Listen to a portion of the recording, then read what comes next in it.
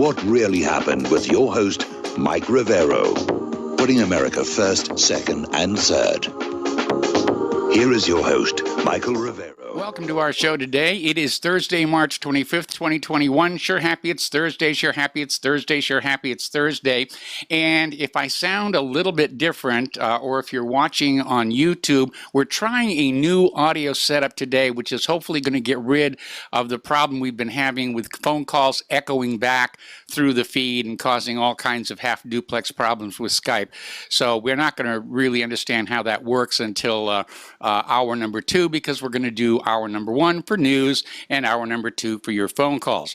Mike is in our control room twiddling the dials and keeping us out of trouble, so let's get right on into it. Our 21-year-old suspect in the Colorado shooting made his first appearance in court this morning. There's been a candlelight vigil for the 10 victims. Meanwhile, a grocery store the grocery store shooter, quote, is a stupid loner who lived in the basement of his family's $800,000 home. He worked in their Middle Eastern restaurant, and he's never had a girlfriend, according to the brother-in-law. So, again, the ideal sort of person that could be recruited and trained and conditioned to do something, nefarious for political purposes here. Over at the market, King Scoopers, one of the workers there says that she narrowly escaped the gunman, while a barista describes the moment he hit his co-worker behind trash cans to keep her safe from the shooter who killed 10 people. All right. Now, interestingly enough, the Boulder attack is the 7th high-profile mass shooting where the attacker was known to the FBI beforehand. And it kind of makes you wonder if the FBI is, in fact, setting all of these up, or if they're just so incompetent that they knew these people were out there and didn't realize they were going to go ballistic. And remember, the gun that the shooter had was not the problem. The problem were the guns that the victims did not have with which to return fire. Okay, checking YouTube right now. I'm trading notes with our control room because we're working the bugs out of this new setup while I'm doing the actual show here. One of the victims of the shooter in Colorado was a police officer, Eric Talley, and he unfortunately he rushed into the supermarket to try and protect the innocent, and he was killed, and he leaves behind 7 children, and that really, really is a tragedy. Story coming on out of the Hideout Now is, why is nobody talking about the race of the shooting victims by the Muslim gunman Ahmed al-Issa? And it's a very, very good question. Story coming on out of let's see, I need to get a little closer. ToddStarnes.com. Why the New York Times did not publish the headline, Muslim man guns down 10 white Americans. And they're contrasting the media coverage of the 2 shootings, one in Atlanta and one at Boulder. And the big question I have is, why has nobody connected the Boulder shooting to last month's U.S. bombing of Syria? And maybe that was the motive of this Syrian individual shooting all of these white people. But we're not getting any word about what his motive actually was. All right, this morning, Biden hosted his first formal news conference at the White House. He's been getting a lot of criticism for not dealing with the press here. However, the subjects were limited to the border, guns, and COVID. So I think it was more of a theatrical set piece than it was a real press conference where the media is out there shouting questions. And last night, there was another conference, a meeting at the White House discussing the border crisis, where Biden again blamed Trump for the migrant surge. And then he said, Ron, who am I turning this over to? At which point the chief of staff asked the press to leave the room. So again, Biden is showing his true nature, or his true condition. Over at the rest of the Congress, the rest of the government, Rachel Levine has been confirmed as Assistant Health Secretary. She is the first openly transgender person to be ratified for the cabinet by the Senate. Now remember, this is a individual, I guess is a safe way to say it, who is not apparently all that healthy, herself, certainly overweight. And the really scary part is that she is an advocate of sex changes for children, not just labels, but we're talking hormone treatments and surgeries and all of that. Senators Mazie Hirono of Hawaii, we called her Crazy Mazie when we lived there, and Tammy Duckworth are both saying they will refuse to vote for any of President Joe Biden's nominees who are not racial minorities. They're going to vote against all straight white male nominees. White and straight is a tacky no-no. It is a no-go. And this is racist and discriminatory. It's in reverse, but it's still racist and discriminatory. I don't want a checklist of minority groups running this government. I want the very best people possible, a meritocracy. I want the smartest, most intelligent, most educated people, and I don't care what their color or gender or orientation is, and I don't need to have my nose rubbed in it. Getting on to other corruption, Jen Psaki brushed off a reporter who was asking why Hunter Biden received $3.5 million from the mayor of Moscow's wife. And Jen Psaki claimed to the reporter she never even heard the story that Hunter Biden's company was paid $3.5 million by the wife of the ex-Moscow mayor. So the cover-ups are continuing.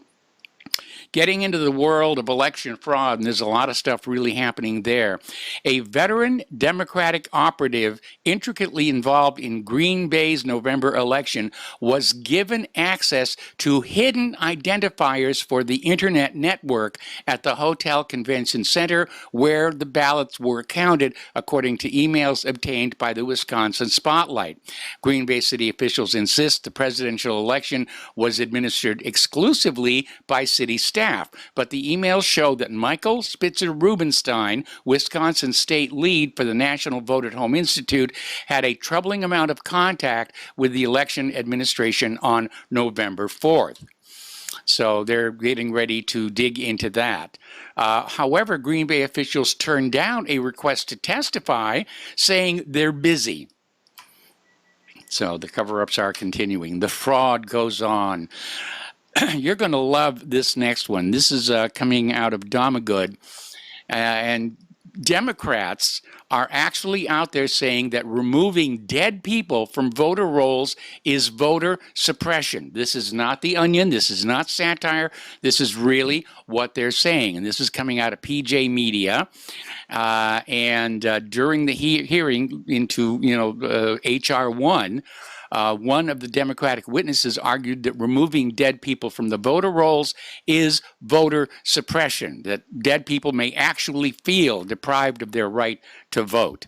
That is really, really out there. Getting on to the other hot topic in the Congress right now, Kamala Harris is pushing Congress to act immediately on gun control legislation to create, quote, a lasting impact, end quote. Now, U.S. President Joe Biden has not ruled out taking executive action to tackle gun violence, but Congress should pass gun control legislation for a more lasting impact, according to U.S. co-president Kamala Harris. Now, Senator John Kennedy, and we mentioned this the other day, you don't stop drunk drivers by getting rid of all sober drivers, and that's absolutely true. And you know what really bothers me is when somebody over in the Middle East commits an act of terror, they say, well, it's just the one guy. We shouldn't judge all the Muslims by the actions of a crazy few. And yet the gun owners of this country don't get the same deal. Every time there is a mass shooting, staged or otherwise, all gun owners are demonized. We're expected to share in the guilt. Well, I don't feel guilty, and I don't intend to. Over in the Ninth Circuit Court of Appeals, you're going to love this one, they have ruled that the Second Amendment does not guarantee the open carry of guns in public. And this was a case that actually originated in Hawaii. It's on its way to the United States Supreme Court. Well, if they're not handing out concealed carry permits and you're not allowed to carry openly, then basically you are disarmed, and the first criminal, rapist, mugger, Black Lives Matter, Antifa who comes along will find easy prey. Up in Oregon, they are really cracking down on the gun laws up there. And this is from stationgossip.com, and they're saying that the Oregon gun bill would create an unnavigable minefield of felony traps for concealed handgun license holders. That means the people who already have the licenses for concealed handguns, they're going to be facing all kinds of pitfalls trying to take, use their rights to basically keep that out there. A little bit of corruption news here. Story coming out of Israel-Palestine News. Donald Trump apparently relied heavily on a pro-Israel network that revolved around two influential Jewish organizations tied to Jared Kushner to decide who would get pardons. This is actually coming out of the New York Times. The Aleph Institute and the Tzedek Association are tied to influential lawyers, including Israel partisan Alan Dershowitz. And so that's where the decision-making for the pardons came from, and that explains why Julian Assange and Edward Snowden were left off the list, even though they are very deserving of presidential pardons. If I'm elected president, those are the first two pardons that go out. Okay. Twitter has conveniently, mistakenly censored photos of the migrant overflow cells that came out of the Project Veritas video. And along with that, we're finding out that Facebook actually spends more on lobbying Washington, D.C. than Big Pharma or the defense industry giants. They absolutely do not want to have their party ruined there. Let's talk a little bit about COVID-19. It's still definitely out there. AstraZeneca was caught presenting incomplete data. They drew criticism for it, and now they're downgrading their claims about the COVID vaccine. Originally, AstraZeneca said that it would block 79% of the cases. Now they're hemming and hawing and saying, well, it's really only 76% of the cases, and frankly, I don't think it's even that good. Otherwise, why lie about it at all? You're going to love this one, too. Secretary of State Antony Blinken is out there selling the idea that Russia is using disinformation to erode Americans' trust in vaccines, and he told this to the NATO summit. He said the Kremlin wants everybody to die of COVID, and that's why they're putting out propaganda to make everybody scared of getting the vaccine. Well, Russia really doesn't need to do that, do they? Because the vaccines have succeeded in destroying confidence in themselves, especially the mRNA vaccines. Another story coming on out from humansarefree.com. The CDC is out there pretending that nobody is getting injured or killed from the COVID-19 vaccines. Now, the official death count from the COVID-19 injections has nearly doubled since early March, and the Centers for Disease Control and Prevention really doesn't appear to have noticed. They just want to go on saying that it's, it's all perfectly okay and you can get the vaccine. And the same thing was happening back in 1976 during that swine flu debacle. When the first people started dying from the vaccine, it was, they had pre-existing conditions, they high mortality, the vaccine is safe, until it became so obvious that the vaccine was killing more people than the swine flu that they had to cancel the program about 25% of the way through. Over in Hong Kong, the Pfizer vaccines, not used to that being hanging in front of me. The Pfizer vaccines have been halted in Hong Kong after multiple defects were reported. Health officials have halted shipments of the Pfizer vaccine. The South China Morning Post reports that frontline healthcare workers discovered over 50 instances of cracked and leaking vials. Now, how can Pfizer guarantee the consistency and safety of the mRNA science if they can't actually deliver the vials intact and properly preserved? Okay. Brazil becomes the second country to top 300,000 COVID-19 deaths as under fire President Bolsonaro blames the surge on coronavirus variants, but is still refusing to impose restrictions. Now, over in the United Kingdom, they've been under lockdown for an entire year, so has most of the United States. And according to this article that we are seeing out of Zero Hedge, the lockdown didn't work. It never worked. It wasn't even supposed to work. It was just an exercise in exerting power over the entire population. And the politicians, Boris Johnson and the rest of them, they get excited when they get everybody to do something like this. You know, go into lockdown. Ooh, it's great. Can we get them to stand on one leg? Oh, yeah, we can do that. Can we get them to paint their nose bright red? Yes, we can get that. That's pretty amazing stuff there. So they're having a lot of fun, and we're paying the price for it. This is a tragic story, and it gets back to something that we talked about yesterday about childhood suicides are skyrocketing under the lockdown. And so this story coming out of the Daily Mail, there was a 15-year-old schoolboy, Kian Southway, who posted a message to Snapchat saying goodbye after struggling to cope days into the lockdown.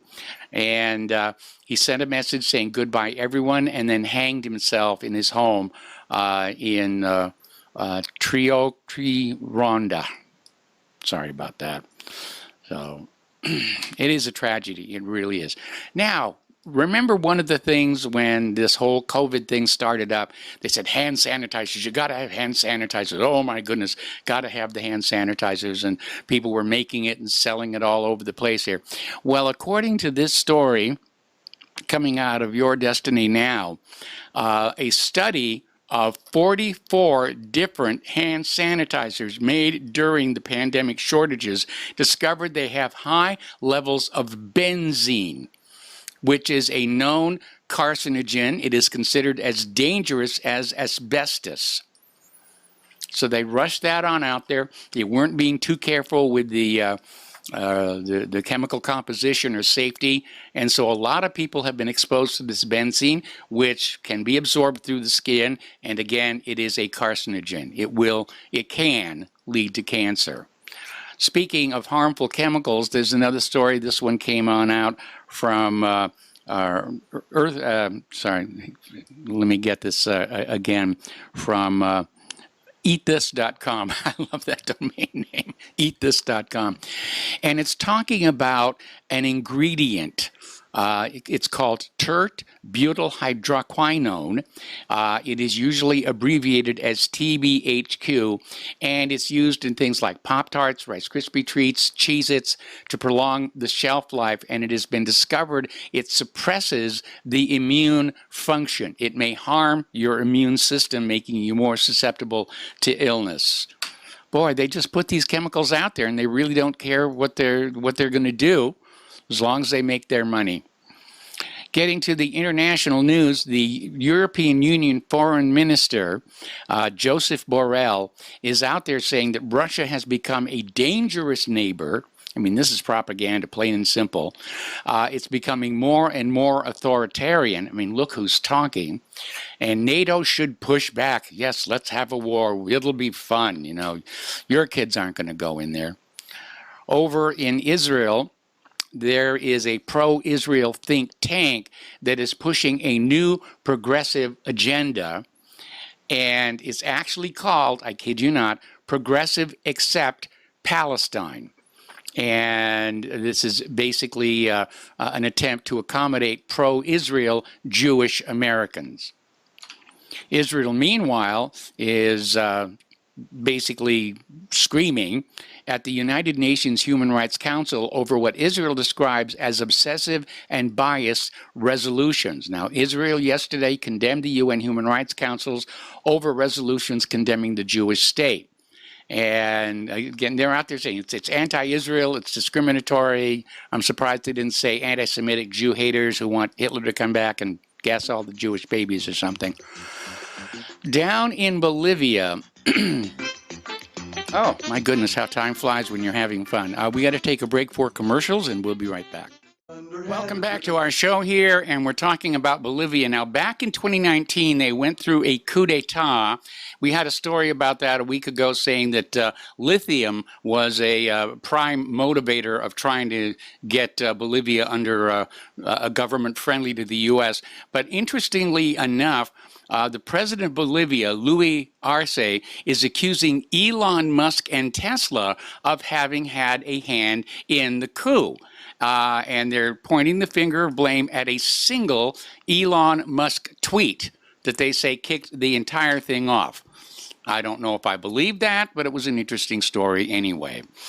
The U.S. Army is planning to revamp the way it positions and deploys its forces to become a multi-domain power by 2035 to better confront Russia and China, according to a new strategy paper.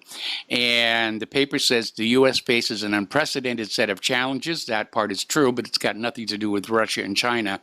And yeah, they even use the word. It hypes the threat of Russia and China on the world stage, accusing the countries of trying to replace the U.S. as the global hegemon. Well, maybe they don't want to live under a global hegemon. You ever think about that? China and Russia continue to challenge the rules-based international order. That's the phrase they're using there, meaning they refuse to do what we, the United States, tell them to do. Well, if you look at the condition of the United States right now, why would any other nation want that kind of governance for themselves and their own people? And I would say no. You know, if we were running a just, moral nation with honest elections and a fair, non-corrupt government and the money junkies brought under control, then we've got the right to stand up and say the rest of you should want to be like us. But with all this transgender nonsense and LGBTQ and, you know, election fraud, economic hardship, economic corruption, what nation in their right mind would want to be like this?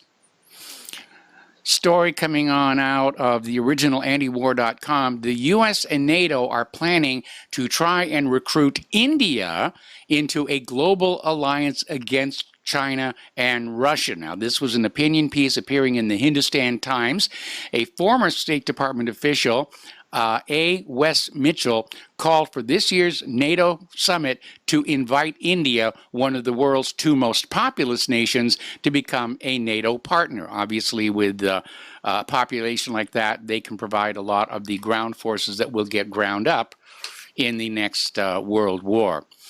Story coming on out of Zero Hedge. The U.S. is continuing to smuggle oil, while Turkey complains to Russia that it can't. And we had a story earlier in the week where Syria says that right now 90% of Syria's oil is under U.S. control. And that, of course, is a major reason, if not the major reason, the United States went in there, to control the oil, to make sure it went where the U.S. wanted it to go. We had a story just yesterday where it talked about how the U.S. military is the world's largest consumer of oil products, and obviously if you don't have access to oil, you cannot fight a conventional war. Okay, moving on, he said, there are reports now of drone strikes in Yemen, harming civilians. It's being described as death falling from the skies. This was a report published Tuesday by Yemeni human rights defenders, and it looked at dozens of casualties resulting from U.S. drone strikes and other attacks on civilians in the war-torn nation in recent years. Incidents, the publication says, often occur without accountability, investigation, compensation, and sometimes not even acknowledging what's been going on. Those poor people in Yemen, they have really suffered. It's been 6 years now. Can you imagine being, you know, invaded for 6 years? Our American Civil War only lasted 4. Syria's gone on for 10. Afghanistan for 20. And Korea for something like 60. Over in Iran, They are warning the International Atomic Energy Agency that the comments made by the chief there are damaging the credibility of the process of nuclear verification. And we have reported many times over the last several years about times when the IAEA comes out with comments which are clearly politically biased against Iran. And, Israel and the U.S. have long accused Iran of having secret sites. They have no evidence for this. They send the IAEA to repeatedly search through an old carpet factory, finding what appeared to be trivial amounts of unprocessed uranium, hardly definitive of anything. And there's a lot, you have to remember, in that part of the world, there's a lot of naturally occurring uranium. It's just there in the ground like any other mineral, any other rock.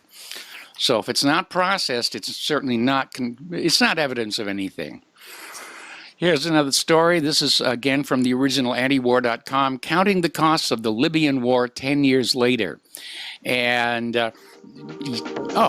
it's time for us to take another break for commercials. We'll come on back and have more news. Welcome back to our show here, and we're talking about the Libyan war. It's been going on it started 10 years ago, and they just wrecked the country. And it appears in hindsight that the entire motive was about getting Libya to give up its state central bank and accept a private central bank, and to get rid of the gold dinar, which was a value-based currency Muammar Gaddafi had put into circulation. And the rest of Africa was starting to say that was going to be a much preferable means of reserve currency than the U.S. paper dollar, which is based on your future slave labor. So it's been 10 years. They destabilized not only Libya, but a lot of the neighboring countries. Nobody's been held accountable, and it just caused a lot of pain and suffering and misery. And meanwhile, story coming on out of, let's see, the Madness Hub. I need to get a larger font on that. Madness Hub. Over 200 Chinese vessels are in line formation within the Philippine exclusion zone. Now, these are fishing boats, but China has decided that they're going to go and engage in commercial fishing inside somebody else's waters. And considering what the U.S. has been doing in the South China Sea, maybe they're figuring this is a little tit for tat, but it's probably going to be a good way to really ratchet up tensions on both sides. Talking about the economic news, FHA mortgage delinquencies have hit 17.5%. That is a lot of delinquencies. In 30 metro areas, it's over 20%. Now, this seems to belie the idea that we have a red-hot housing market if people are not able to meet their mortgage payments. And I think that's a red warning sign that something is going wrong. All right, the Gamestop crash wiped out $5 billion in market value, but according to one market expert, he's saying the shares could skyrocket again.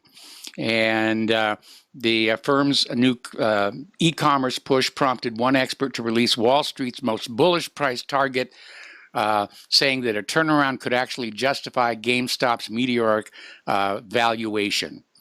Okay.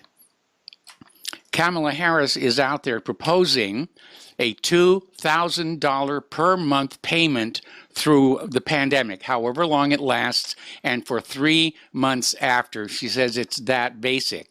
Now we're getting awfully, awfully close to a socialist communist government here. Now I'm not going to turn down $2,000 a month or $3,000 a month or whatever. But it does seem like they're using the COVID to push this socialist agenda. Up in Oakland, their mayor has been labeled as a racist for giving families of color $500 a month if they earn less than $59,000 a year. No rules on how they spend it. They could spend it on AR-15s and, Jack Daniels whiskey. But white families get nothing. And again, racism in reverse is still racism. I know the left likes to say, no, no, no, it's empowerment. You know, when you do it to me, it's racist and discriminatory. When we do it to you, it's empowerment.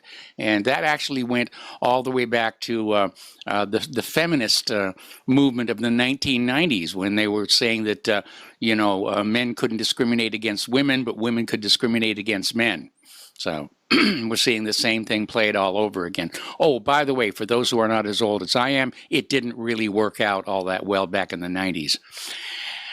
Getting on to the immigration situation, the images released by Project Veritas have had an impact. The Biden administration is now forced to respond to the Veritas border images. So what did they do? Well, they took their own camera crew down and they basically shot some video inside a cherry-picked location where the children actually do have good accommodations. So they're saying, see, the children are happy and they're being cared for, and you never saw those little dog kennel cages, you know, with 20 people in each one.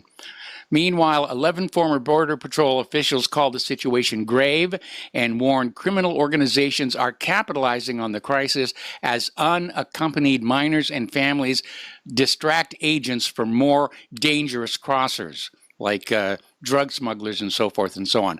I saw a statistic the other day that 80% of the females making that journey north wind up getting sexually assaulted. Something to keep in mind there. Now, Biden is claiming the surge of migrants at the southern border started under the Trump administration and blamed Trump for cutting a $700 million foreign aid program. So again, the politicians are lying about what's going on. Story coming on out of station gossip, Biden has made the worst choice by putting Kamala Harris in charge of the border crisis, according to the Arizona governor. And the administration is trying to calm critics with staged, managed tour of comfortable child facility. All right.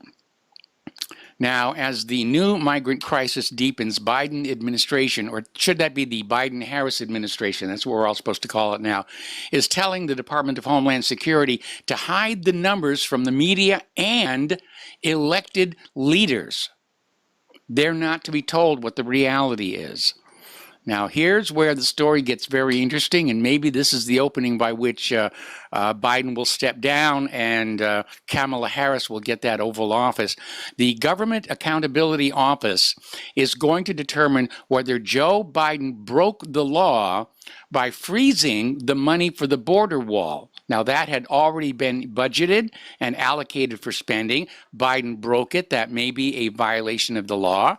And that could be enough to put pressure on Congress to go through another impeachment rather than have to invoke the 25th Amendment, which would only justify everything that Trump supporters were saying leading up to the election, that Biden, you know, was a few hamburgers short of a Happy Meal. Northern states are putting their foot down regarding the Biden-Harris administration plans to fly people at the southern border to facilities right on the Canadian border. And the governor of Montana is threatening lawsuits if this plan goes forward. Governor Greg Gianforte and Attorney General Austin Knudsen maintain to Homeland Security Secretary Alejandro Mayorkas that they oppose the idea of Customs and Border Protection using immigration and customs enforcement airplanes to transport migrant families and children across the country due to a shortage of holding facilities in states on the southern border. It's their problem. Let them deal with it. Getting into wokeness and other areas of the political spectrum, Kristi Noem has really broadsided her own political future by blocking the ban on transsexual men in women's sports.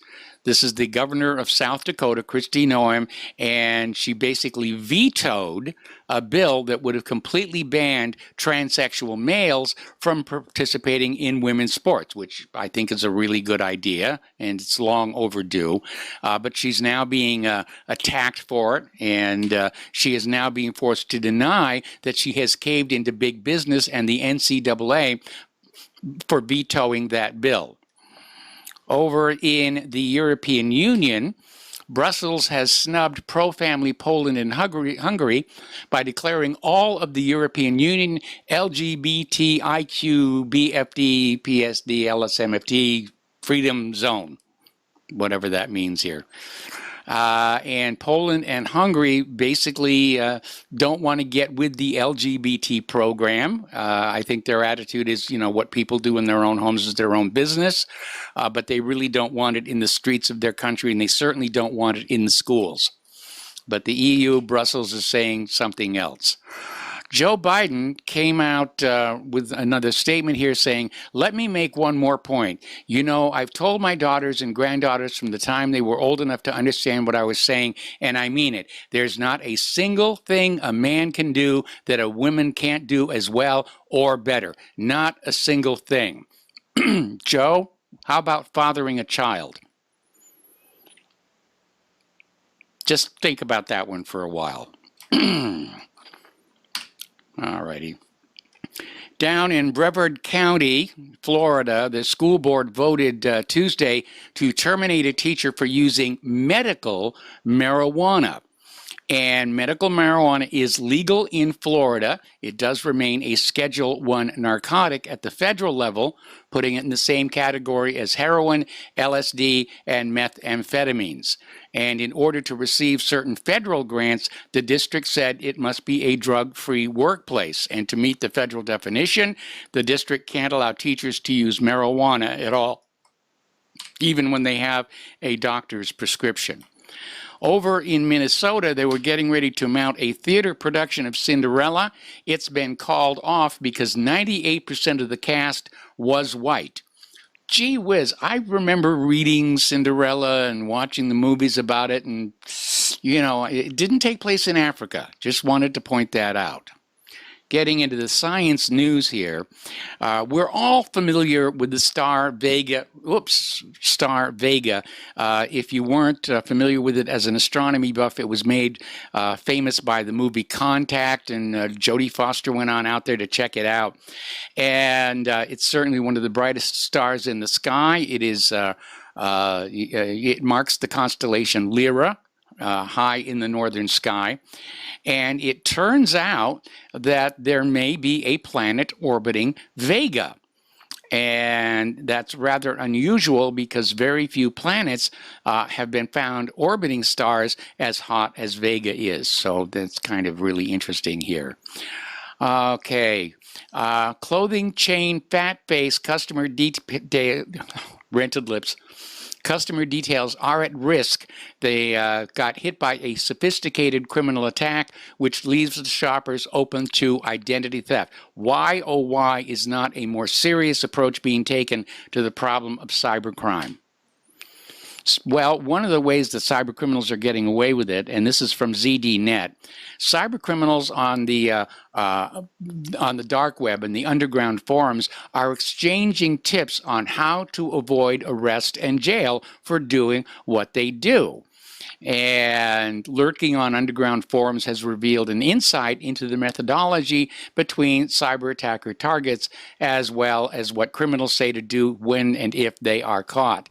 So, research conducted by the Digital Shadow cybersecurity team released on Monday explored all the discussions between the black hat hackers and how the exchanges to avoid jail, and said one of the best countries to be in for cybercrime is Russia, and that once you've committed cybercrime, you can stay there in Russia and be perfectly happy. But if you leave the country, you're going to have the handcuffs on you as soon as you set foot in many of the other countries on Earth.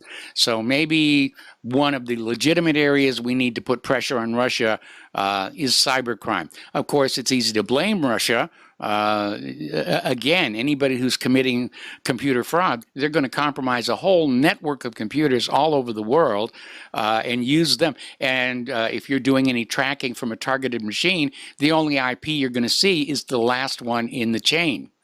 So if I were a nefarious hacker, which I'm not, I could jump over to a machine in Great Britain, and then from that machine jump over to a machine in Canada, and from that machine jump over to a machine in Israel, and from that one go to a machine in Russia, carry out my criminal activity, and Russia gets the blame for it. So we need to be careful about who we say is behind all of this. Over in Utah, they passed a bill regarding a mandatory porn filter for smartphones and tablets. And all smartphones and tablets that are sold in Utah starting in 2022 will have to have a passcode to unblock adult apps or sites in order to protect the children.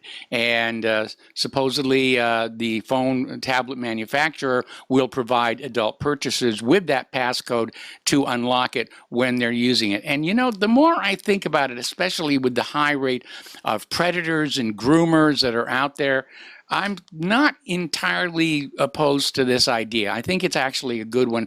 I mean, we already know there are a lot of systems that have adults-only lockouts. Our cable TV system, we don't use it, obviously, because we don't have children. But there's a little thing in there where you can put a password where you can lock it into children-only mode. So anyway, Amazon Prime has a children's-only mode. And so I think that's a really good idea.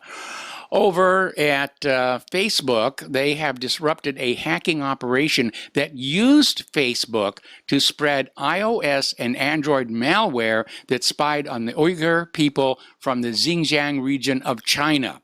Malware for both mobile OSs had advanced capabilities that could steal just about anything stored on the infected device. And the hackers were identified as working for the Chinese government. We get a lot of articles and stuff about how the moon landings were faked. We had that call, I think it was earlier in the week, about how the Perseverance lander was a fake and so forth and so on. And so over at, pardon me, USA Today, no less, they did a fact check on the claim that has been floating around the internet lately that Buzz Aldrin saw an alien while he was on the moon during the Apollo 11 flight. And of course, Buzz Aldrin has denied that. He's never said he saw any such thing. And he even took a lie detector test for it. But according to the Daily Star, the lie detector test was performed by the Institute of Bioacoustic Biology and Sound Health. And, you know, they said the astronauts were completely convinced they witnessed aliens. However, the test used decades-old recordings of Aldrin and his fellow astronauts and not live interviews. And what they said was a hidden truth was discovered in the tone of Aldrin's voice. In other words, the recordings they had, the astronauts said, no, we did not see any aliens. And the people running the lie detector said, oh, no, they're lying. That's the proof right there. They saw aliens.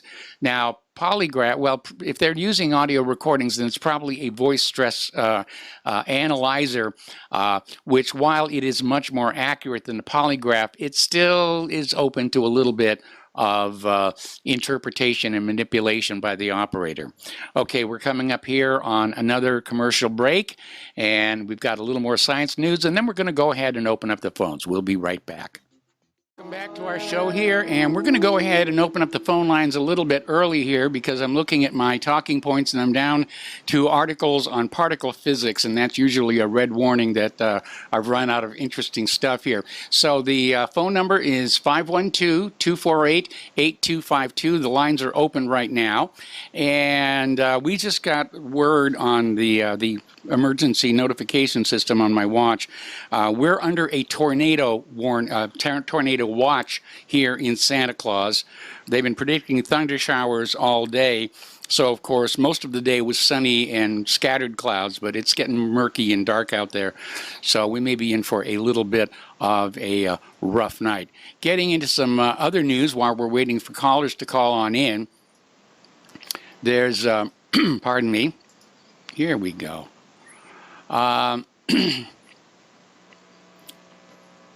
Just give me a second here. Okay. There is a new bombshell report out regarding Cuomo, and they're saying this could be the final blow to end his career. And the report says that New York Governor Andrew Cuomo and New York Health Commissioner Howard Zucker directed health officials to prioritize the governor's own family and figures with ties to his administration in the early days of the coronavirus pandemic. This is coming from the Albany Times-Union. And that's using your political power for personal gain. Cuomo's brother, mother, and one of his sisters were among those who received priority tests in March of last year. Okay, so, yep, the corruption continues. Story that's coming on out of Investment Watch blog. Herd immunity supposedly is near despite Fauci's denial. And his estimate that will take 70 to 85% vaccination rate ignores those who've already been infected. Okay. Let's see. Okay. All right, well, let's get on back to particle physics for a little bit here. We've all heard of the CERN laboratory. They have some very large atom smashers there, and they're building a new one that is going to be the world's largest when it is completed. But focus continues to be on the Large Hadron Collider, and it's finding indications that the so-called standard model of particle physics may have some problems. Now, the standard model of particle physics is held in as much reverential awe, if you will, as the Big Bang Theory, and so nobody likes to question it. But the standard model says that particles called beauty quarks, which means they're running out of names for these things, should decay into either muons or electrons in equal measure. The new findings from the Large Hadron Collider say this is not actually happening, therefore there's something else that they need to be looking at. Now, particle physics is an interesting area, but I have my questions about what's going on inside those colliders. Okay, we're going to take a break for station identification. The phone lines are open, 512-248-8252. We have a caller waiting, and we will be right back. Welcome back to our show, hour number 2. The phone lines are open, area code 512-248-8252. And we're going to take a phone call from Kevin in West Virginia. Hello, Kevin. Welcome to the show. What's on your mind? Hello, Mr. Mike. I hope you and Miss Claire are doing well. We are. I wanted to make a comment when you were talking about the moon landing, and I also wanted to make a comment which you were just talking about with CERN and the Hadron Collider. Yes. The moon landing thing. The Navy not too long ago declassified a document that they achieved 0-point energy in anti-gravity back in 1959. I was always under the belief that what was televised was fake, but I'm not saying we didn't go to the moon. I'm just wondering if they faked it so most people didn't know that we had that technology at that time, and our enemies, and as the Soviets and everything else. I'm saying we went, but I'm saying they staged, a production scene so people didn't know that we had this type of energy. Or type of anti-gravity or 0-point energy. Okay.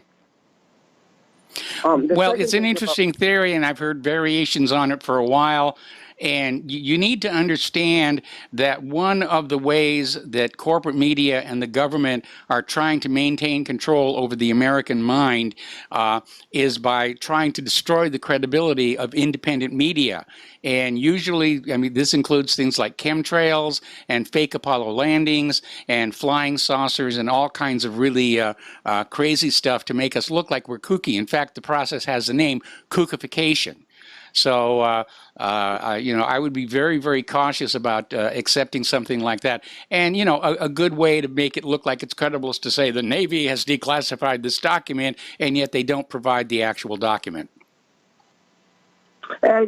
True. I forget when that document was released after they did the, back in December, and I forget what year it was. It was recent, after the Tic Tac video, if you remember all of that.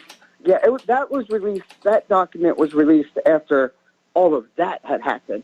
With CERN and the Large Hadron Collider, a lot of my friends don't even know this, but I actually hold a master's degree in physics. Okay. And I'm not saying I know a lot of stuff about CERN, But with CERN and the Large Hadron Collider, a lot of people have to understand there's the public, what you see on the surface, what they're doing, and then there's what they're really doing. If you get on the website, you can, and they flatly, clearly say, we are trying to pierce the veil. They're trying to look in between the veil. So they actually are doing some type of stuff with dimensions, peering into other dimensions and things like that, which, under the string theory model, with the mathematics behind that, they're proving that there's other dimensions. And the weird thing with CERN that I don't quite understand, why do they have the goddess Shiva as their main patriarch goddess or god there? I remember when that statue went up there, and a lot of people were saying, what is really going on there? And it caused a tremendous controversy over there. Now, getting on back to other dimensions, if my memory serves me correctly, the current theory is that there are 11 dimensions, but the you've got height, width, and depth, which are really just arbitrary labels. I mean, there's no place in the universe where things are lined up at right angles. It's a construct with which to, take something that exists in 3 space and mathematically describe it. The 4th dimension is often referred to basically as being time itself, and the dimensions 5 through 11 are considered they're wrapped around all matter, so small we cannot see them. No, I totally agree, and you're absolutely correct with that description. You're spot on with that. It's interesting. It's fascinating. I guess we'll all find out one day what's really going on. But I just wanted to put my 2 cents in with the Apollo thing. I didn't want to sound really, really kooky, but this is a theory that I've been working on, especially after I had seen that Navy. That Navy document was declassified. It's just really interesting, and I just wanted to throw my 2 cents in there. Thank you for your time, Mr. Mike. Okay, well, just to play devil's advocate here, all of the technology used on the Apollo was based on already existing technology. They simply improved it and found better ways to do things, new materials, new rocket fuels. The one major breakthrough that we all benefited from was, of course, the creation of the integrated circuit, which we all use. And, my involvement with Apollo was on Apollo 12, where I helped analyze some of the lunar samples that were returned from the moon. Now, if it was all a fake, why would they go to the bother of hiring me to run proton luminescence studies on dirt, and then write up a report on it? I was never seen on TV. Nobody reported on me. I was completely invisible as far as the public was concerned. So just want to get my 2 cents in on that. Okay, let's go to Mark in North Carolina. Hello, Mark. Welcome to the show. What's on your mind? Hey, how you doing, Mike? I'm doing fine. We're talking again about, all the attention they're creating with Russia. Yes. Even about them doing all the hacking. I don't believe that for a second. I think the hacking is being done all over the world. A lot of them are not by government officials. I think a lot of the hacking is done here in the United States of America, or we'd see the United States government take a much stronger stand against it. And I think there's people even like in the old saying about in your father's basement. I think there's a lot of that going on too. I mean, it doesn't seem all that difficult to hack into something. These things are not as safe as they make them out to be, and that's why I do less and less. I do almost no financial transactions on the internet. You know what I mean? I certainly don't bank on the internet. To me, that's absolutely crazy. I agree. I don't put my financial information on my phone. I can go pay. Matter of fact, lately, mostly whatever I buy with cash now, because I don't want to be tracked. I'm exactly the same way. I have no banking information on my cell phone or my tablet, and very limited on my desktop computer. I still do things with that old-fashioned wood pulp stuff. Yeah, but as far as Russia goes, I would say they're not that crazy. They're not going to push Russia. But you know what? These people, like I said, so many of these people are right now within our government are in some kind of psych med. and other medications that are affecting their thinking process, starting with the demented imposter sitting in the White House right now, that anything is possible. And then it's that whacked out woman that he's got as his vice president. You know, what I call Hillary with a little bit more pigmentation, you know? And so what would happen if they started a war? See, this is where I disagree with you. They said it would cause, you know, tremendous casualties. It would cause casualties. But we would get our butts kicked almost immediately. If, let's say, the war started in Ukraine, okay, we'd have no chance. We're virtually, and when I say we, I mean the whole NATO, they'd be demolished. Russia is preparing for that. They prepared for something like that since World War II. All right, they're not going to let another Operation Barbarossa happen on your borders. So they're ready. But the problem is, at that point, what would these madmen do? Would they decide to just lick their chops? It would be very, or would they go to nuclear war? And that's the question you got to ask. Would they be willing to risk the fate of the entire planet? I don't think Putin would be the first one to fire off nukes. I think it would be the madmen that govern the United States and much of Western Europe that are more likely to start turning to nukes. And then, of course, that's just for the planet. I mean, it's not that we'd be fighting I don't think the planet could survive something like that. I really don't. I think it would pretty much be over at that point. Well, if all of the world's nuclear weapons were detonated, yes, it would, you know, all it would be left would be the cockroaches. But, you know, a billion years and they might prove to be a very viable, intelligent civilization. Mark, before I let you go, I want to ask you a technical question. What exactly are you using to make the phone call into the show with? Is it like a headset or a speakerphone, or what's the deal? I use speakerphone. I never put my phone by my ear. Ah, okay, because I was getting an echo of my voice coming back from your end, and of course we do have a delay in the system, and that explains the mystery that we were dealing with. So thank you for the phone call here, and the phone lines are open now, 512-248-8252, and we're going to go to Steve in Manhattan. Hello, Steve. Welcome to the show. What's on your mind? Hi, Mike. You should have been supporting Trump. Trump is a total Zionist. I'm sorry? Yes, Trump is basically a time traveler. Now, a time traveler? That's a little bit out there. They made jokes about it. It was Funny or Die made a joke about it. They put the actor, what's his name, Christopher Lloyd played a role of Doc Brown. Yeah. Funny or Die, comedy skit in which future Trump helped the past Trump become a billionaire. And then it was also a Jimmy Kimmel show. Okay. They joke about Trump being a time traveler. So I'm saying it's factual because I'm inside information in Silicon Valley that time travel is real and they're actively changing the past. Mm-hmm.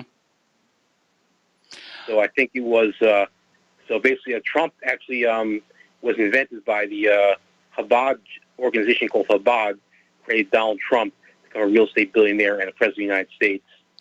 Okay, well, Steve, thanks an awful lot. It's an interesting theory and certainly, good material for a comedy show here. And we're going to let you go. Our phone lines now are totally open, area code 512-248-8252. And I'm going to hunt down some more stories to fill in the time until we get some more callers here. There's been a lot of talk lately about Russia's so-called black hole submarine. It is their most quiet submarine yet. It's kind of like a, it's like a real live version of Red October. It's very, very hard to detect. And the author of the article I'm looking at is saying that it may be the reason why we have seen the U.S. sub-hunters P-3s and P-8s been very, very busy lately, because this submarine could easily sneak up on either coast of the United States and launch very, very fast nuclear attack. 5 minutes from launch to impact, for example. And so that would be a very, very scary situation. Russia learned the importance of silence and quieting their submarines. So did China, for that matter, from the U.S. SOSUS nets, which have since been decommissioned, as far as we know, and turned over to the whale-watching people. Right now, the anti-subs forces are mostly focused on air assets and what are called the SIRTAS boats, which are these modified tuna boats towing these huge, huge sonar arrays. Okay, we have another caller on the line, and this is, let's see, it's Malon in Indiana. Hello, welcome to the show. What's on your mind?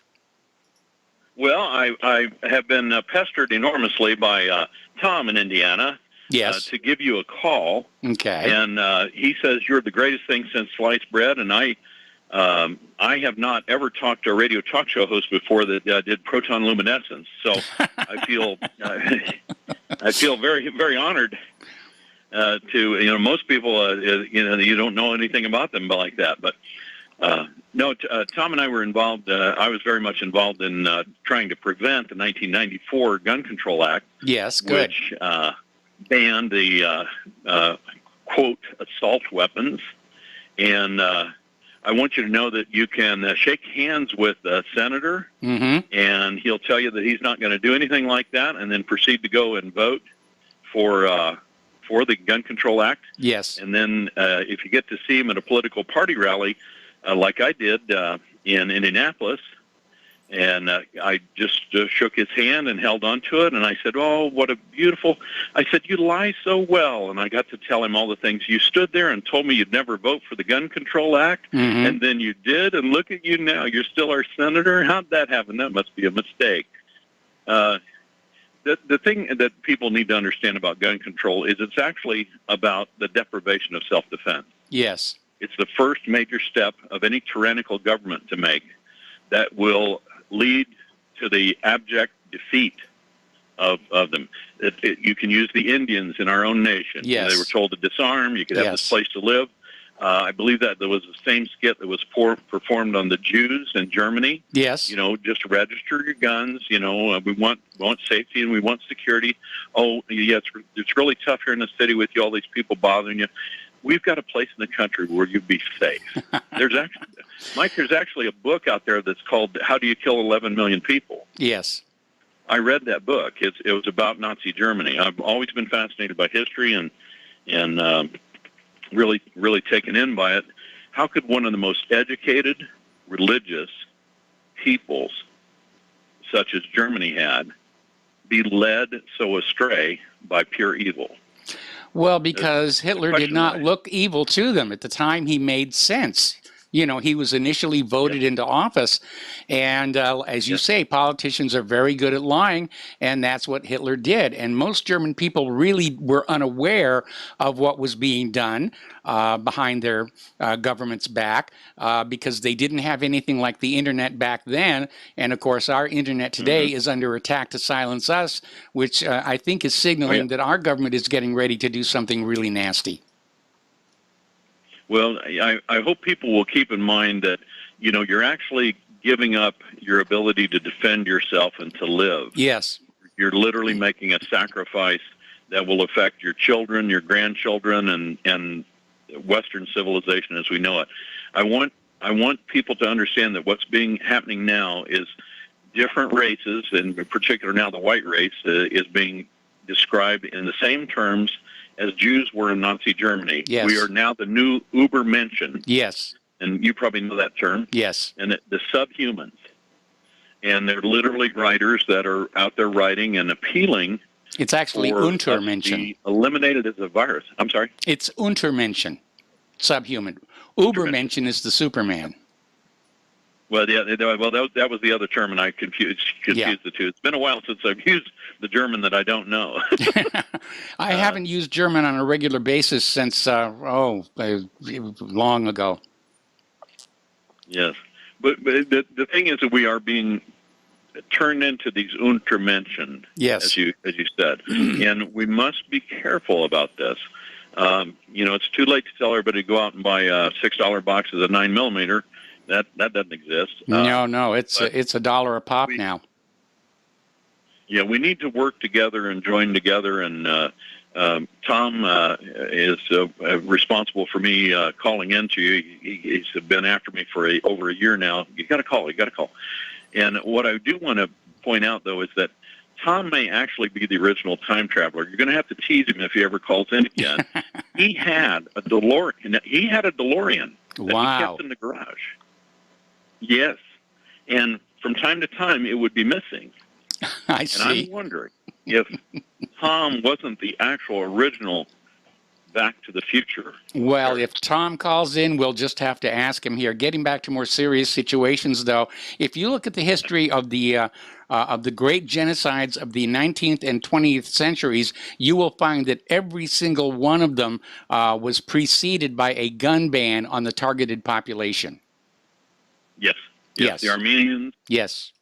In Turkey, everywhere, whether in China, I mean, everywhere they have chose to remove people and whole distinct sections of society.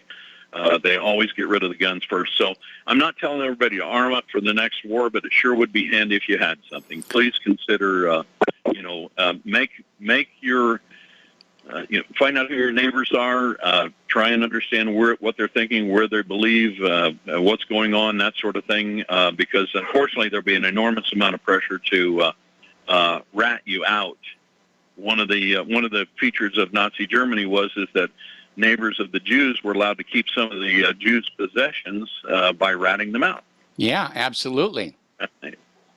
Anyway, enough history. It's great listening to you, and as I said, I don't know what your whole background is, but neat show. Thank you. All right, well, thank you very much, and please call in again. We got to take a break for commercials. We have more callers waiting on the line, and we'll be right back. And welcome back to our show here. And again, a friendly reminder that Republic Broadcasting Network needs your continued support to go on doing what we're doing. And the postal address where you can send a check, money order, or if you prefer anonymity, cash, is Republic Broadcasting Network, 2251 Double Creek Drive, number 302, Round Rock, Texas, 78664. The phone number where you can make a credit or debit card donation is 800-724-2719. Extension 3. And if you mail in a donation for $100 or more, include your t-shirt size and return address, and you will get an official RBN t-shirt and the bragging rights that go along with it. And don't forget the Front Sight Firearms program promotion is still ongoing as well. Okay, we're going to go back to the phone lines now to Rodney in Illinois. Hello, Rodney. Welcome to the show. What's on your mind? Hello, Mike. I have a screenshot in my mind. Okay.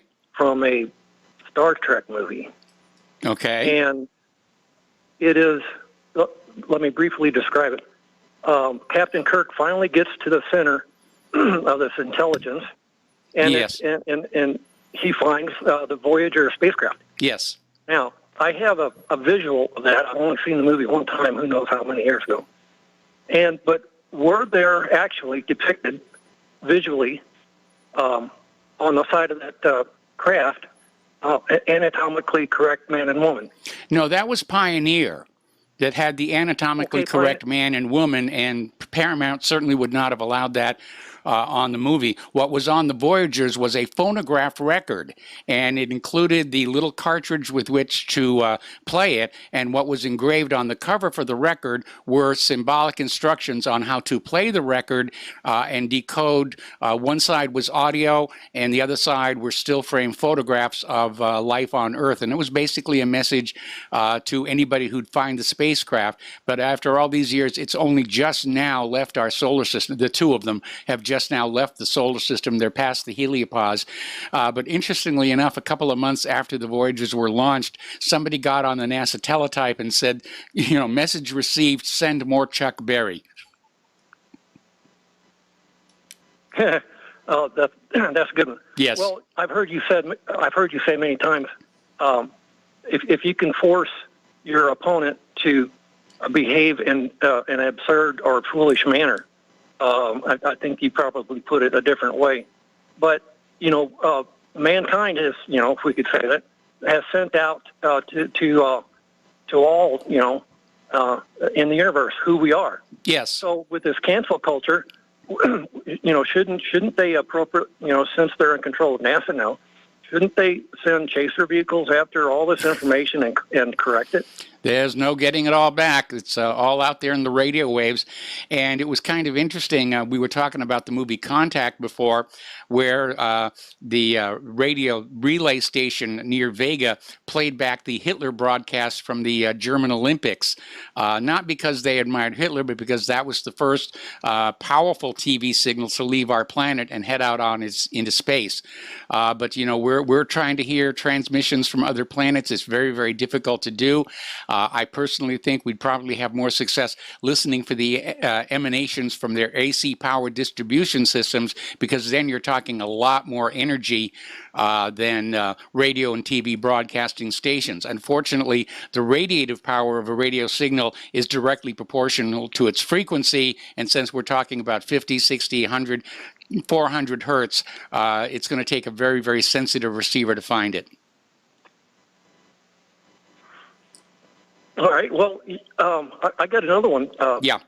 Totally different. It has to do with your appreciation of astronomy. Yes. And I'm not even a novice, but I came across this illustration to put in practical perspective distance. Yes. And it has to do with 1 AU approximates 1 inch, and 1 light year approximates 1 mile. Yes. So the nearest star being Proxima Centauri, if you would look down at your toes and put your 2 big toes 2 inches apart, Proxima Centauri would be 4.2 miles away. Yeah, about that.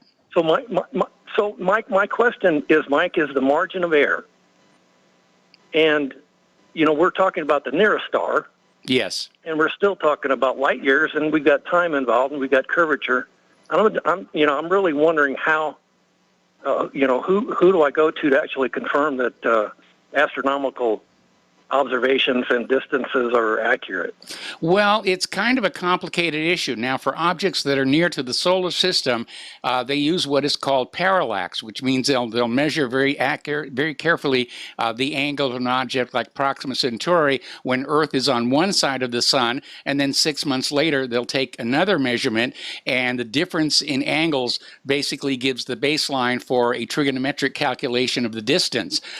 For objects further away than that, there are what are called the Cepheid variables, which have an absolute relationship between the luminance and how often they pulsate. Oh, all right. There's going to be a quiz next period. Stay on the line. I'm going to come right back. We'll be right back. And welcome back to our show here. We're talking with Rodney in Illinois, and I'm sort of wallowing in my science background here. We're talking about how it is determined the distance to various objects as seen from planet Earth. And for close objects like Proxima Centauri, it's done like a surveyor would do it with 2 sightings across a baseline. And in this case, the baseline is the diameter of Earth's orbit. Hence, Mike, can you repeat in your own words kind of that rule of thumb that I started off with? Because, that's a visual, people can understand 2 inches and they can understand 4.2 miles. So you bring up, I'm a carpenter, so I got to square buildings, get things straight and lined up. And I've got lasers and I got levels, but I never looked at something 4.2 miles away and looked for a deviation of 2 inches. I mean, that's just boggles my mind. Well, it is, but that's what the instrumentation is designed to do. But of course, it doesn't work for objects that are really far away, which is why I was talking about the Cepheid variables, which is a type of star whose brightness is directly linked to the periodicity of how it varies. And we can look out into the universe and see these Cepheid variables, and we can see how long it takes them to go from bright to dim, work backward to get their absolute brightness, and then take their apparent brightness here on Earth, and that gives us a good indicator of their distance. Now, beyond that, of course, there is the red shift, which is becoming a little problematic. Now, this is something that Edwin Hubble noticed. Objects that were further away in the universe appeared to have a more red-shifted spectrum. Now, he himself did not say that meant the objects were receding or that the universe was expanding. That came from a an astronomer who was also a Catholic bishop called Georges Lemaitre. And he's the one who came up with the idea of the universe is expanding, and if you run it backwards in time, then there had to be a supreme moment of creation. But there are other things that cause a redshift over long distances, like Rayleigh scattering, and it's one of the reasons why I don't think the Big Bang Theory is really going to survive much longer. Well, if your next caller wants to continue with your indulgence, which I thoroughly enjoy, I want to leave you with a trivia question. Okay. There's a short story, and the villain of the story has the name of Sylvester McMonkey McBean. Do you know the title of that short story? No, I do not. Its author is Dr. Seuss. Oh, well, I didn't read all of his books when I was... We got to bring Dr. Seuss back. I mean, you know, we can have... What's her name on... Go ahead. I'm sorry. The title is Starbelly Sneetches. And I might, you know, I've read it a couple of times. So I can't remember when I found it. You know, I saw it as a cartoon as a kid, of course. Yes. But I remembered this, and it just reminded me. Oh, I was going to say, I could rename this The Price of Diversity. The Price of Diversity. Read that poem. Okay. With that title.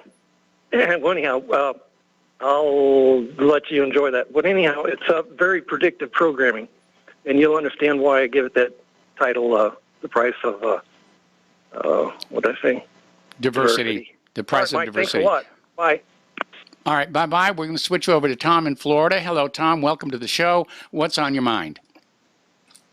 Yeah, good day to you, Mike. And to that one caller, I'm not Tom with the DeLorean, but I do own a couple Starfires, old Starfires, so I'm still trying to figure out how to make a flux capacitor. And, yeah, so that's what I'm working on. And to your last caller, yeah, you can't even mention the word Dr. Seuss without be called a racist. So, yes. You know, you got to be careful when you mention that name, Seuss. So, anyway, Mike, here, I'm going to get to Mars in a minute, but before I get to Mars, I do want to mention this. I saw in the news today that a bunch of Chinese are sneaking through that border along with these Central Americans. So, how all these Chinese get in Central America and they're dumping over here in the United States, probably running up to San Francisco or Austin, Texas, or one of those licky, titsy, touchy liberal areas of the United States. This is all by design to wipe us out, Mike. So that's just the way I got to say about that. Now, I want to go back to Mars. Yes. And then I'm going to go to, I want to talk about New Schwabenland, the Nazis. You brought the Nazis up. Yes. Supposedly there was a bell, Mike. Yes. And there was another bell that crashed in Pennsylvania. I believe it was in 1956, was it? Yes. I believe a bell crashed. And it supposedly had, like, swastikas on it or something, and they never talk about that. And however, you know, the History Channel, Mike, all day today, you know what they've been doing all day today on their advertisement, Mike? And before I go to Mars, I'll tell you what they're doing. Please do. All day long, the History Channel's been running ads about how Asians are being discriminated, so they're going to be the new blacks. Yes. And white people are out to get them. Why? Okay, if that's the case, Mike, why are all these people coming here, whitey, so bad? Yeah. Why are these Mexicans, Central Americans, Chinese, why are they coming here, Mike? Why? What the hell is the reason for them to come here if white man is so bad? We're still the majority. We need to keep our majority. Look, we all know we all know this is USDA choice bovine excrement, and to sort of back up a little bit on you, those bell-shaped objects that you're talking about were actually film canisters from some of the CIA's earlier keyhole spy satellites. It wasn't even called keyhole back then. Before they could have the real-time video feed from space, they would launch these giant cameras that would have 6 film canisters on them, and they would shoot the film in the canister and then drop the canister down, recover it, develop the film, and this is how they were spying on Russia before they reached the age of video cameras in orbit. Yeah. Okay, now, Mike, did the Nazis not work on a bell system where they were trying to go interdimensional? Weren't the Nazis working on that? Because I saw it on Ancient Aliens, where they actually had a bell. I'd be very careful about what you see on Ancient Aliens. I'm sorry. It's an entertaining show. I got a point. I got your point. But listen, now I want to talk about this, Mike. I want to talk about Mars. Yes. There is a place on Mars called Sedona, right? Yes. Why haven't they landed something like 100 feet from there, 100 yards from there, to take a picture of what this thing is? Supposedly it's a face. I guess it's Sedona. Is that what it's the face of Sedonia? Sedonia. Sedona is a town in Arizona. The area you're talking about on Mars is called Sedonia. and they've already imaged that mountain with much higher resolution from orbit, and you know, it kind of looks like a face, like the old man in the mountain in New Hampshire used to before it fell apart. And you know, the human brain is wired to see faces because that's how we recognize each other, and sometimes we'll see faces where none actually exists, and it's just part of human nature. But that peak on Mars, it's been imaged at very high resolution, and I'm sorry to say it's not a giant sculpture of a face. Okay, but Mike, you know, I got to let you on this information. I went to Cape Canaveral, not far from me. You're actually, it's up the road, a couple hundred miles. Okay. I went to Cape Canaveral, and 10 years ago, and they had this guy who's narrating. He was talking about there's a giant trench on Mars. On all the planets has it's like 100 times bigger than the Grand Canyon. Oh yeah, the Valley saying, Marinaris. Yeah, exactly. And they were saying they already have a technology to put air on that can make clouds on Mars. It would take probably 30 to 40 years to bring these machines that they're working on, yes, to drop them in that canyon, which is like 3 times deeper than the Grand Canyon. Yes. Drop them in there, and once they can get clouds over that canyon, the canyon would actually flood water. It would flood into water, the clouds, and you actually make a river basin right there again, yep, which stretches from, I guess, New York to California, from New York City to Los Angeles. And once yep, they could flood that down, you would actually be able to tame that planet where you would have green algae, and you would actually be able to survive on that planet within 30 years after doing this process. Well, actually, now they're beginning to realize there's a lot more water on Mars than was previously thought. I mean, there was a lot of, shall we say, planetary bias going on out. Originally, everyone knew there was no water on the moon. That was proven to be wrong. And then they said, well, if there's any water on Mars, it's only a little tiny bit. And even photos from the Spirit rover showing puddles of brackish water on the surface of Mars didn't convince them. But now they're realizing there actually is a lot of water. It's just, you know, under the surface of all this red dust. And amazingly enough, it turns out that red dust is only a few inches thick.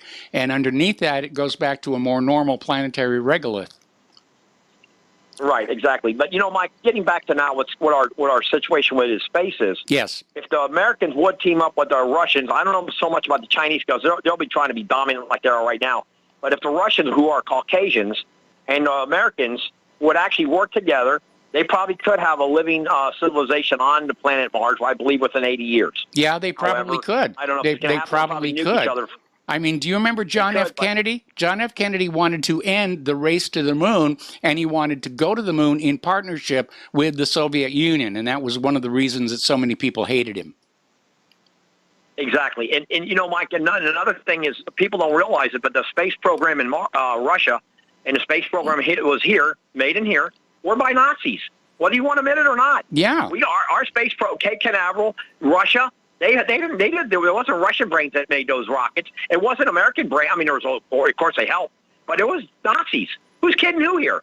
So all when Germany, my turn. When Germany was losing the war, the rocket team at Peenemünde, some of the scientists said we want to go to the Americans, and the others said we want to go to the Russians. And Wernher von Braun went to the American side, and so yeah, they split up kind of evenly. And Russia's space program for a long time was run by a guy named Sergei Korolev, and he was kept secret not just from the West but even from the Russian people until he was blown up witnessing a rocket launch, and then he was made a national hero, and they gave him a very nice funeral and a tomb. Yeah, exactly, Mike. And one more thing, I'll let you go, and then I got callers. Mike, by the way, in World War II, and I didn't realize this, George Patton's family they were in the Confederate Army. Yes. I don't know if you knew that. His uncles and all that, they fought for the Confederacy. Yes. But also, I didn't know this. The 3 main battle groups of white-Anglo men who went to fight Germany were Germans, Italians, and British. That were American extract. I mean, they were American citizens, of course, Americans, but their bloodline came out of Germany, Italy, and England, and you had French too, but mainly they were the first group was German, English, and Italian, and you had of course you had American, Polish, and Swedish, and you had French. But you know what? All these guys that went back to fighting against Hitler, they were European, Northern European men for the most part. Let's not kid ourselves. 90% of them. So even all the wars. So I like the story of Patton. I believe even MacArthur's family was MacArthur's family, I believe, were from Bavaria. They were Bavaria. Remember, in Well, Germany, not with a name like MacArthur. No, well, I'm talking about his grandmother. Okay. Remember, they're different. Well, they're Northern Europeans, Mike. But people don't even realize when I studied, even in England, the kings of England, the first king that sat on the throne of England, the first, I believe, it was 5 of them or 8 of them. They were German American. They were German men. Yes. I'm not German. They were German. They spoke German in the English throne. King Henry VIII and his family bloodline was Bavarian. Well, they were, in order to build peace between nations, there was a lot of intermarriage between these royal families. Very often, countries were being ruled by rulers who didn't speak the native language. That's correct. So, I find a lot of this stuff fascinating, Mike, and I'll let you go, but the most fascinating thing I find out is all these people talk bad about America, how bad white he is, they all want to come here. Yeah. The white man it doesn't really make sense. It really doesn't. Bring him here. If Biden, the president of the United States, bumbling buffoon Biden, thinks white men are so bad and so evil, why is he bringing all these different cultures here? Why? I tell you why, Mike. He wants vote. Yeah, that's exactly it. They're going to load up all the red states with all of these illegal immigrants, and this H.R. 1 is going to make it possible for them to vote because nobody's going to check the ID. And, they're literally legalizing the way that they stole the last November's election. Anyway, Tom, I'm going to let you go, and I'm going to switch over to Miles in Maine. Hello, Miles. Welcome to the show. What's on your mind? Aloha, Michael. Boy, it was great to hear Tom and that information he shares. And I sure hope he's feeling better. I hate to lose any more Rivero Rangers. Michael, I thought that was a very good definition you gave about dimensions in that. Yes. And I think that was really valuable. I'd like to hear the fellow from Indiana, Tom's friend, and Rodney. I wish those guys would call more. And I would like to hear you do a show like on this kind of stuff, maybe once a week on a Wednesday to break it up, because we all understand what we're facing with Biden and this administration, and 4 days a week would be good. But I think 1 day a week of this type of topic would be great. Okay. I love science, and, I came from a science background originally before I got into the movie business. Yeah, maybe you could consider that. And then I wanted to share with the caller that was from Indiana, he was talking about how Germany was discriminating, except now it's on the white male. I would say, in my estimation of things, it more reminds me of the way the white is being discriminated against over the past 2 decades in South Africa, is what it's reminding me of. Oh, yeah. I've been pointing that out for some time now. Yeah, and the progression of it, the way and the manner in which it's progressing. Also, I've heard you mention several times about the waterways and the plastic and in the seas and everything like that. And, we have all these worldwide initiatives, but the sea feeds so many people. Why don't we have an initiative to take care of that plastic? Now, I've heard you mention a few times that it may be about the size of Texas. Well, there's a, there's because of the North Pacific gyre current, a lot of the plastic that's been dumped into the ocean has sort of been pulled into this one area in the North Pacific. Now, if you went out and looked at it in a boat, it would still look like, plastic here, plastic there. It's not a big solid clump. You can't build an island on it. But there is an organization whose name escapes me at the moment that is basically going on out with boats that are basically set up to scoop the surface and recover the plastic and bring it back for proper disposal because it is proving to be a hazard to ocean life, including those species we rely on as a food source. Yeah, well, I'd be all for us going out there and whatever we got to do. If we got to use the military, if we got to use aircraft carriers, but to get down there, whatever way we have to take it apart, dismantle it, deconstruct it, cut through it, and haul it in by any means trawler, Trawlers would be carrier, whatever ideal. we got. Trawlers would be ideal. Yeah, and Somebody just has to spend the money to do it. And it would be nice if Bill Gates, who's always talking about taking care of the planet, instead of spending so much money on vaccines and the rest of it, would say, yeah, let's clean up the mess that we've already made. well, if Pelosi and the Democrats are so concerned about the environment, why aren't they pitching in with an idea like this? I don't know. That's a good question. Okay, we got to Well, take a thank you break very for much. commercials Have a here. good show. All right, Miles, thanks a lot. We're going to come back for our last segment. We got callers waiting on the line. I'm going to try and get to all of them, and we'll be right back. Welcome back to our show, last segment of the program today, and we're going to go to James in Vancouver. Hello, James. Welcome to the show. What's on your mind? Yes, you mentioned the Hadron Collider.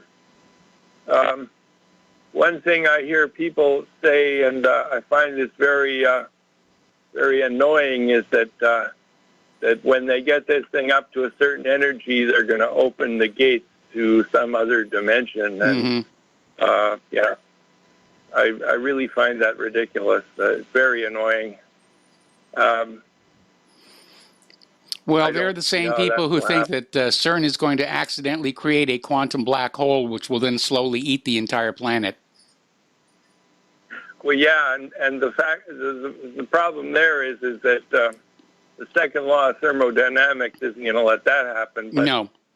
also, I just wanted to bang on these flat Earth people here a bit. If the Earth were flat, we'd all have sunrise at the same time, wouldn't we? Well, the new variation is that the Earth is more like a flattened torus, and I saw this in the National Geographic. And again, this is the stuff that's being poured onto the net to make us look like we're all a bunch of nutcases that no decent, serious, loyal American would ever want to look at. But again, any high school student with a Foucault pendulum can prove that the Earth is in fact moving, and that again, using the same logic that Columbus did, looking at ships on the horizon, yeah, the Earth is round. Plus, we have all those photos from spacecraft. Yeah, okay, well, I think you're tight for callers, so I'll call you back next time then. All right, well, thanks an awful lot. And we're going to go to Don in Arizona. Hello, Don. Welcome to the show. What's on your mind? Yeah, one thing about Tom is his pet peeve. He talks about the white guys in America that won the war, but actually the Russians won the war. They killed more Germans, and they suffered a whole lot more casualties than the Americans did. Not to minimize the Americans' contribution to the war effort there. And Tom, on his he talks about the TV commercials where they have interracial couples. Yes. Well, I hate to tell him, but all the commercials are stupid. All the advertisements on TV are stupid, and all the shows are stupid. Yes, they are. The solution to his problem is just to get off the cable, like I did about 20 years ago, and then you wouldn't have to worry about it anymore. Okay. Well, Mike, you know, early in my career, I worked in advertising, and we came up with some really creative stuff at that time. In fact, for a short while, I was doing commercials when we lived in Hawaii, and, you know, we were known for coming up with really clever, funny, creative stuff. But the whole purpose of a commercial is to get you to buy a product. You will buy this product. There used to be some good commercials. The Maytag, the Lonely Maytag, repairman. People would watch the commercials. They'd watch TV just because they enjoyed the commercials. There was, some of the commercials we did at Robert Abel. The driver's seat. Yeah, Don. Remember that one? O.J. Simpson was shown flying into the driver's seat. Yeah, I remember that one as well. Some of the commercials we made at Robert Abel and Associates were so popular, people were calling the TV stations to say, when is that going to air again? Anyway, Don, I got to let you go here. We're at the end of the show. My apologies to those people who did not get on the air yet. Please call in tomorrow. And stay tuned for John Stedmiller. I think Steve Elkins is sharing the mic with him tonight. And spread the word of Republic Broadcasting. Spread the word of whatreallyhappened.com. Please donate. As you can tell, we're buying new equipment. And we'll be back tomorrow. Aloha, America.